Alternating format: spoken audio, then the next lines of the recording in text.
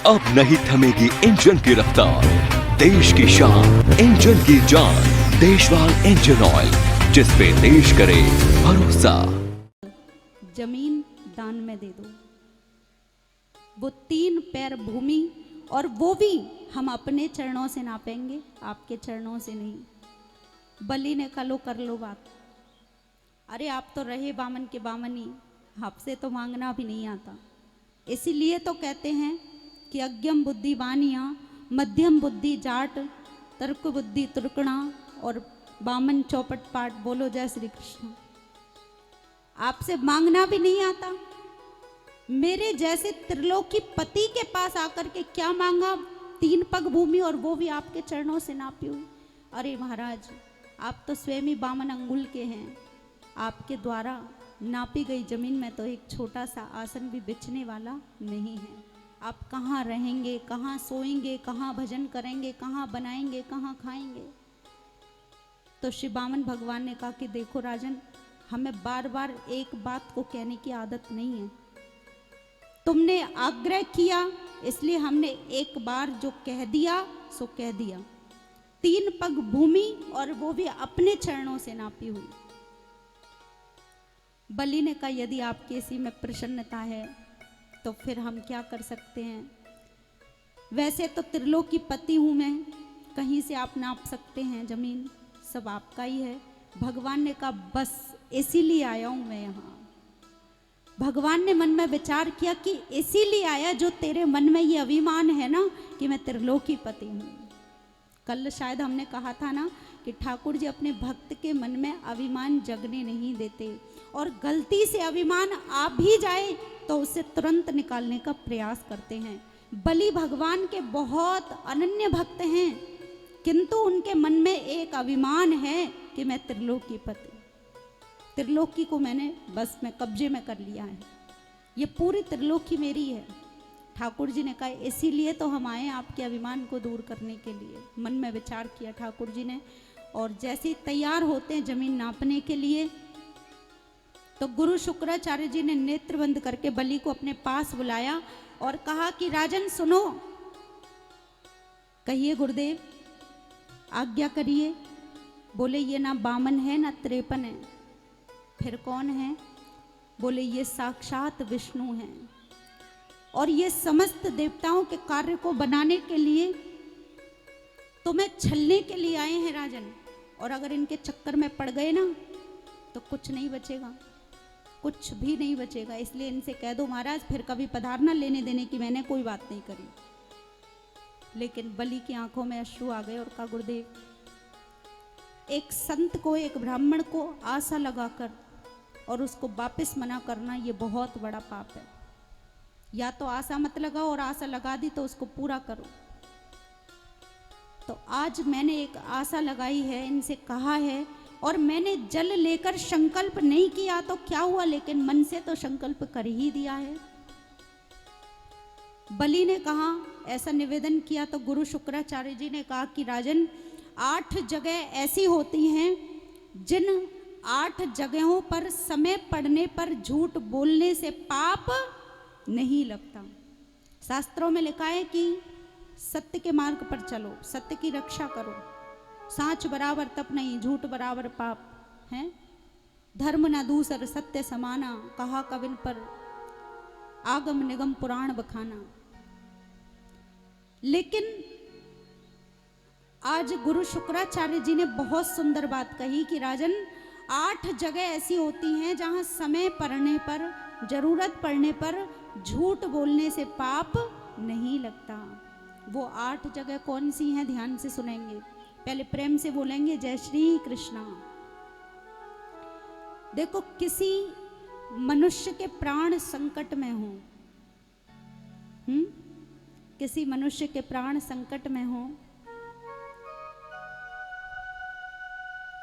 और उसके लिए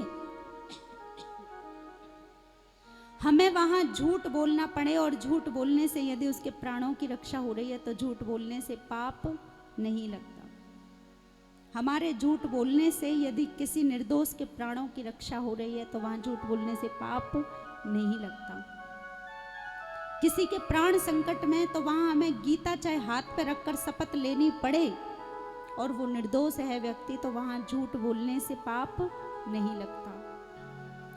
दूसरा स्थान बताया कि जिसका सर्वस्व नष्ट होने वाला हो, सब कुछ लुटने वाला हो, सब कुछ बर्बाद होने वाला हो, हमारे झूठ बोलने से यदि उसका धन लुटने से बच सकता है, किसी का भी धन हमारे एक बार झूठ बोलने से, किसी का भी घर बर्बाद होने से बच सकता है, तो वहां झूठ बोलने से पाप नहीं लगता।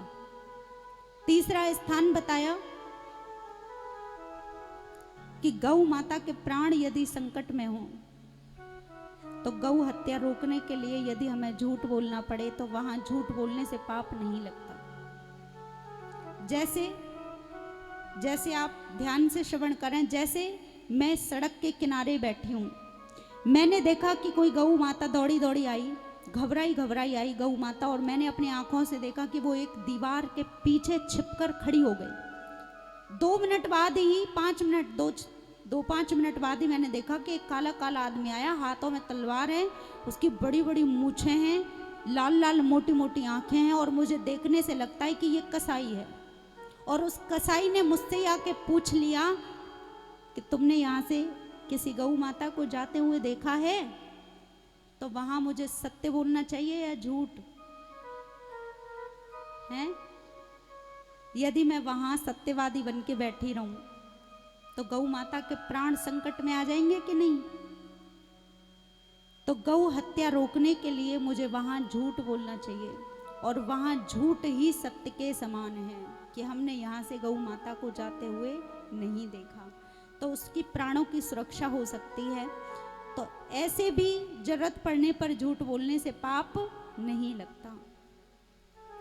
बहुत सुंदर उपदेश किया, लेकिन अंत में बलि ने हाथ जोड़कर क्षमा मांगी और चल दिए गुरुदेव की ओर से ठाकुर जी की ओर, और मन में विचार किया कि गुरु तो वह होता है जो भगवान से मिलाए, कि गुरु गोविंद दो खड़े काके लागू पाए, बलिहारी गुरुदेव की मोहि गोविंद दिया मिलाए। मेरे तो दोनों हाथों में लड्डू हैं, बलि कहते हैं मेरे दोनों हाथों में लड्डू इसलिए हैं कि एक तो गुरुदेव ने मुझे ये बता दिया कि ये भगवान है, नहीं मुझे पता कैसे चलता कि मेरे यहाँ भगवान आज भिखारी भिक्षुक बन कर के आए हैं। तेरे द्वार खड़ा भगवान भगत भर दे रे झोले। आज ठाकुर जी भिक्षुक बनकर के आए हैं। मेरे हाथों में लड्डू इसलिए हैं, एक हाथ में लड्डू इसलिए कि यदि ये भगवान हैं और मेरे यहाँ मांगने के लिए आए हैं, भिक्षा लेने के लिए आए हैं, तो समाज ये कहेगा कि देखो राजा बलि के यहाँ तो भगवान भी मांगने के लिए आए। और दूसरी खड़ा भगवान भगत भर दे रे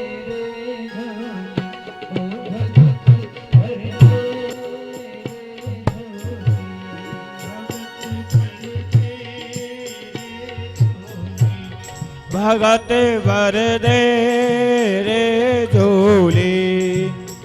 जय हो।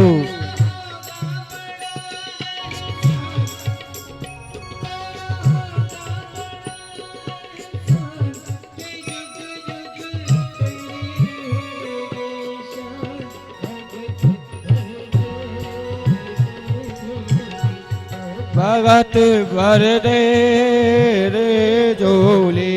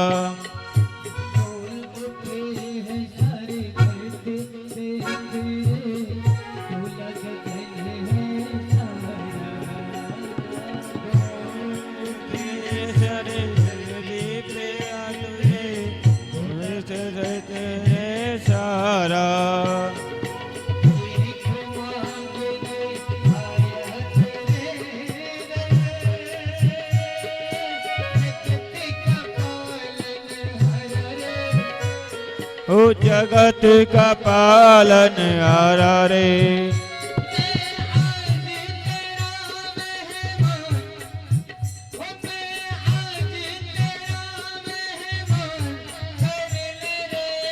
जय हो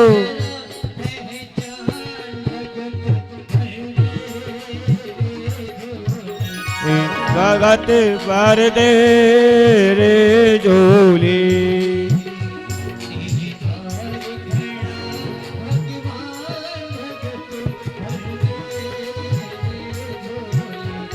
भगत भर दे रे झोली।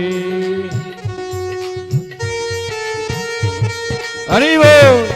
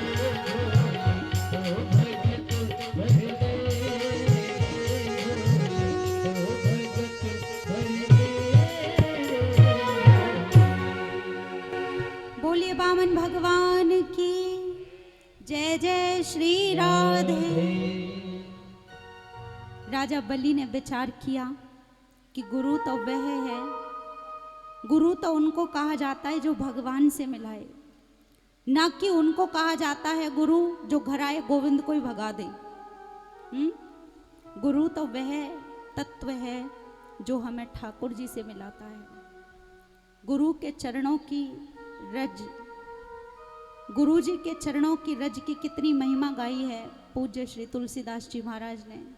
चरणों के नख का जिसने दर्शन कर लिया वो व्यक्ति सहज ही भवसागर से पार हो जाता है।